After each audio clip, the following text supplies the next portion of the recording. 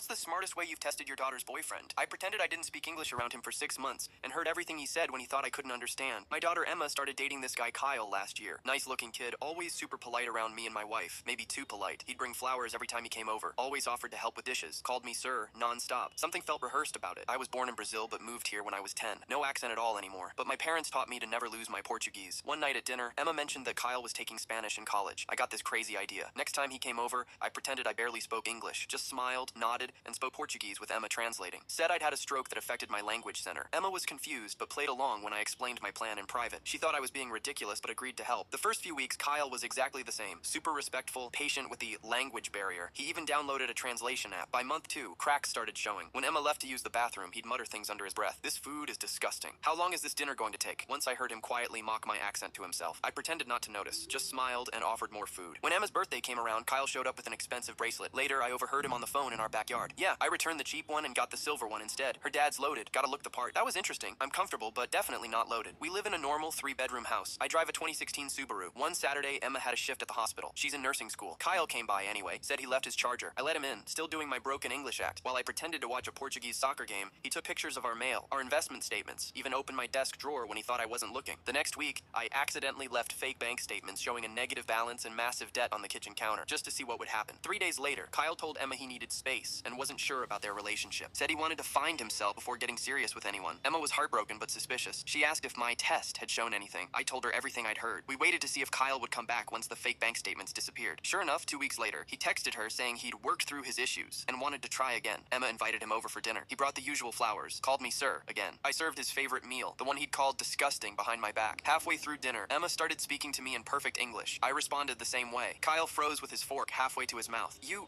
speak English? He stammered, looking at me. I've spoken English for 35 years, I said. Almost as long as I've been able to spot guys who date my daughter for her money. The color drained from his face. Emma placed her phone on the table, playing a recording of him from last week. Once I'm in with her family, her dad can hook me up with one of his doctor friends. Then I'm set for life. He tried denying everything, said I misunderstood, that my English must not be good enough to understand context. Emma held up his phone. He'd left it unlocked when he went to the bathroom. And these texts to your friends about my rich family you plan to use? Am I misunderstanding those too? He grabbed his phone and stormed out, called Emma crazy, called me a sneaky old man. Emma cried that night, but told me the next morning she was grateful. 6 months of hurt is better than years of lies, Dad. Kyle's now dating the daughter of a car dealership owner. Emma's with a guy she met at nursing school. He brings homemade cookies instead of store-bought flowers, and talks to me the same way whether Emma's in the room or not.